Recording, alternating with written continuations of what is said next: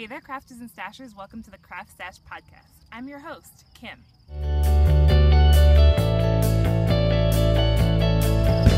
Hey guys, welcome to Boulder and welcome to Chautauqua. Today I'm spending a little bit of time outdoors. Greg, my cameraman, is helping me out, and I'm recording here at Chautauqua Park.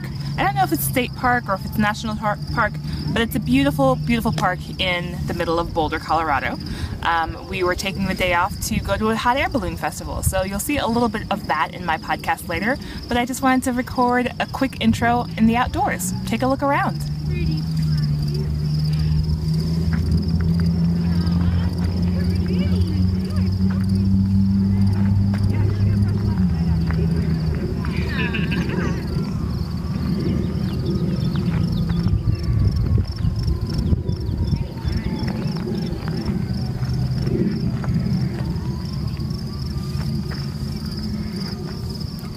So let's head back inside and talk about some knitting, shall we? Hey guys, thanks for joining me inside. So we're back in my apartment now, and I just wanted to tell you a little bit of what I'm crafting, a little bit of what I'm stashing, and some periphery about my life. So last time we talked, things were very different. It was over a month ago if you've seen the podcast, and my hair was different, so I've gotten braid extensions. There's a little purple hanging out in here somewhere just for fun. I don't know if you guys can see it on camera or not. Maybe not. Okay, there's one of them. Yeah, so it was just time for a new look because it's getting warmer and it's getting nicer out, and I'm really excited about exploring Denver a little bit more. So as you saw in the intro, I was at Chautauqua Park hanging out, and hopefully I can do that a little bit more on the show coming up as the weather gets warmer. For now, it's a little bit cool outside, so I decided to finish up inside. So enough about that. What am I working on after all? What I'm crafting is these awesome, awesome socks. I'm calling them, yeah, they are bright. I'm calling them the Rainbow Namaste Yoga Socks because they're yoga socks in that they have no heel. You can see this is where my heel would pop out, and they have no toe. And basically it's just a big tube that I cast on my normal sock number. My normal sock number is something like 48 or 52, just because I like socks to be nice and tight on my feet.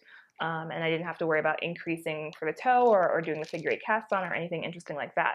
And I basically just worked in a rib so that they'd be nice and squishy and hold my feet nice and comfy. And then I knit until I knew my heel was going to be. I tried them on because they were top toe up, even though they're toeless. And then once I got to the ankle, I started increasing pretty rapidly so that it would be a nice slouchy sock. And then I let the sock just kind of run to the middle. So you might notice these awesome, awesome colors. If you follow me on Instagram, you definitely already saw that this is a yarn from Knitty and Color. This is her Glam Rock sock blank base, and basically it comes on a big sock blank, which is a rectangle of pre-knitted fabric. And sock blanks are great because the dyers can do really fun things with them and let colors bleed into each other without too much work on their ends. But when you knit them up, especially for socks, you have this really fun color bleeding that happens between the color changes that really make the socks just spectacular. And this colorway in particular was a really fun rainbow, and it's got a little bit of stellina in there. I don't know if you can see any of that sparkle with this lighting. But yeah, they went really, really quickly, and this is one of them. And I've already started on the second one. I'm knitting these on my US size 2 double pointed collage square metal needles because they are so fast and I don't have any danger of sitting on them and breaking them. And I just keep them in my little Namaste bag, which is nice and clear so I can see what's going on. Hence the project name, the Rainbow Namaste Yoga Socks. The other thing that I started working on was the Drachenfels shawl. It's a pattern by Melanie Berg, and I realized this is now going to be the second Melanie Berg pattern that I've knit. The Ripken cowl that I showed you guys last time I podcast was also her project, or her pattern, and this time I'm doing Drachenfels, really just because my coworkers are having a knit-along for it, and it's always nice to knit with people. I feel like it'll go a little bit faster, and if I have any questions on the pattern, I'll have some support, and it's just nice to kind of be at a job where my coworkers know how to knit and aren't looking at me like I'm the crazy person who knits. So it's fun.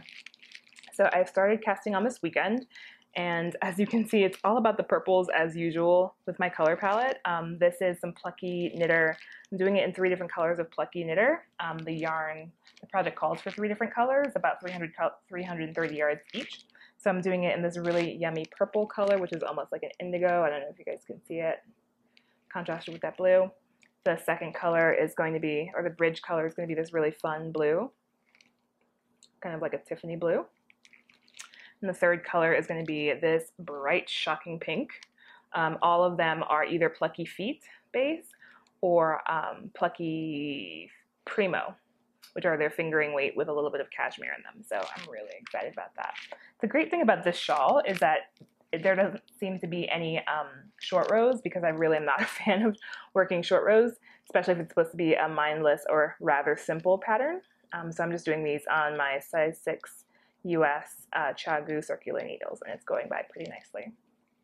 And of course, the bag swag. I'm keeping the project in my Absolute Wonder bag that I got from the Stockinette Zombies retreat, what, 2 years ago now?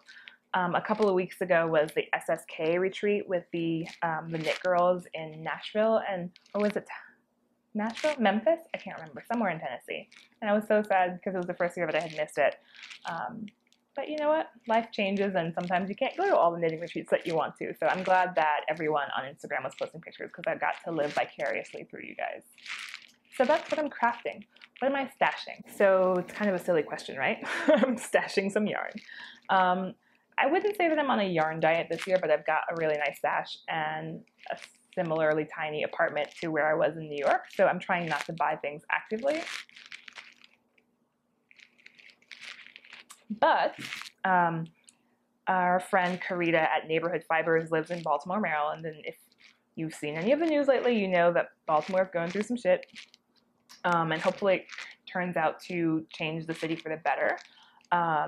And, you know, I'm definitely a supporter of positive change, and I won't get into like what I thought about the riots or whatever, but Karita basically was doing a little bit of a, not a fundraiser, but kind of a sale to donate all the proceeds to a local community center in Baltimore where she is familiar with the people, and she knows that they'll put the money to good use. So she created this lovely exclusive colorway called Sandtown Winchester, and the color, all of her yarns, neighborhood fiber yarns, are named after neighborhoods in Maryland, in Baltimore. So this colorway is the Sandtown Winchester colorway. It's this really lovely kind of a lavender lilac, you know, tonal colorway, and it's the neighborhood where Freddie Gray grew up. So it's kind of a nice way to A, remember him, and B, kind of give back to the community and help them kind of rebuild and kind of move forward. So that's what I'm stashing. I'm really excited about it. I'm thinking of making that really pretty ombre cowl from the Pearl Bee, just because it's a cowl that focuses on using different textures. I might throw in another skein of some neighborhood fibers that I own, just to kind of add some fun color to it. So it's cool, right? Because I'm supporting a good cause, and I kind of already have a project in mind for it. The other thing that I'm stashing, and the reason that this episode is called #adulting, is because in my quest for like keeping myself busy and entertained and trying new things, I got into adult coloring books a couple of weeks ago. I happened to be watching the lovely ladies from the Stockinette Zombies podcast, Amy and Megan, and one of them was showing off or talking about an adult coloring book. And it's kind of weird to call it an adult coloring book, because if you Google adult coloring books, things come up that are not like safe for work kind of coloring books. They're just coloring books that are appealing to grown-ups, let's just say that way. And it was this really lovely coloring book called Enchanted Forest by Joanna Basford. If you go online, this thing is actually sold out everywhere, and I tried to get my hands on it and couldn't find it anywhere. So I actually ended up buying a different coloring book, which I'll show you in a second, but on my quest to find the perfect coloring utensils to use with this coloring book, I went to my local art supply store and found the book on the shelf. So I bought this, and I have not cracked it open yet, but it's really, really fun inside. Basically, it's just really intricate drawings done on really nice paper that can take watercolor or gouache, light watercolor or gouache, or really good markers or colored pencils, with lots of really intricate line work. And the cool thing about this coloring book is that it's like a not Where's Waldo, but it's like you got to find different little objects in the book. So I'm really excited about this coloring book. But the book that I originally bought to kind of satisfy my adult coloring book hunger was a book by Lisa Congdon. Lisa Congdon is an illustrator that I follow on Instagram, but I really love her work because it's very geometric and kind of abstract and fun. So I bought this one online first, and I already started kind of like giving it a crack. So as you can see, for someone who loves color and loves kind of repetitious things and loves kind of determining their own adventure, this is a really fun coloring book. So it's full of more abstract drawings that are appealing to my sensibilities, and I recommend both of them because they're printed on very nice paper, and both books are under $15, which, granted, I guess coloring books shouldn't cost that much, but the fact that they are under 20 bucks is kind of nice. So the reason that I was having trouble finding markers is because I got really, really picky about, like, oh, I've got this really nice coloring book with this really nice paper, and regular marker, like, I know I didn't want to use colored pencils because of the texture. I didn't want to use crayons because they're kind of messy and waxy. I wasn't really into using watercolor because it's just too much setup time, so I wanted to use brush pens. And these brush pens that I ultimately ended up buying are the ones that are recommended by Lisa herself.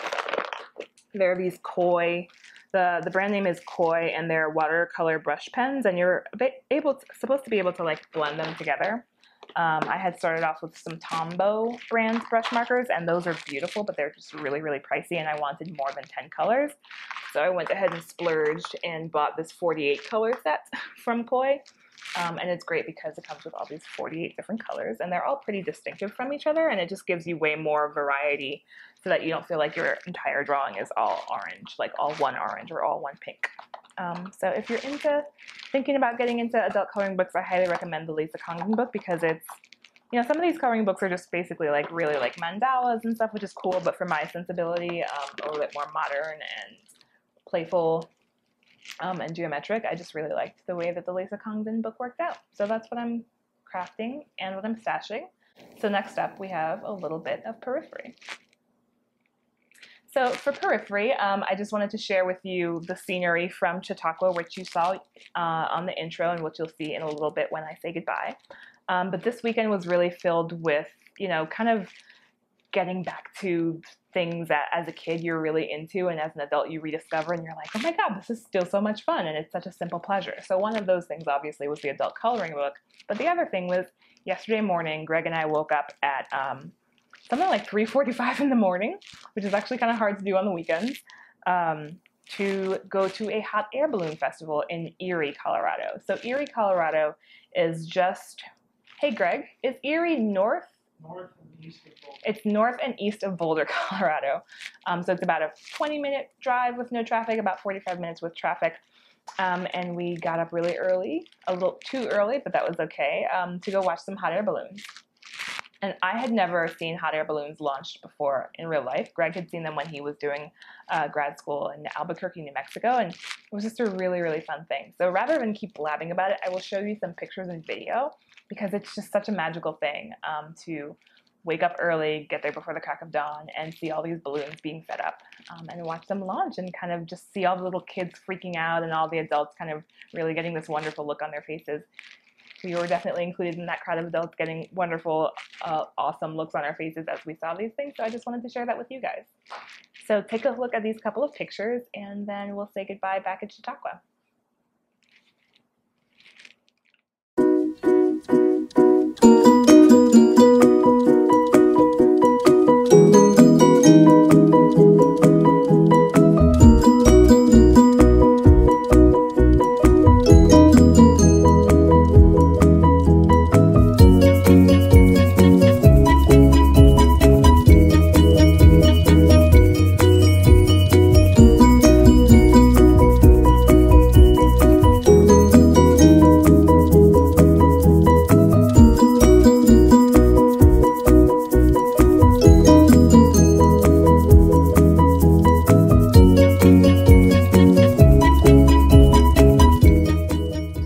Well, hopefully you had some fun hanging out with me. I'm gonna go on this hike, and I will see you guys later. In the meantime, if you can't craft it, stash it.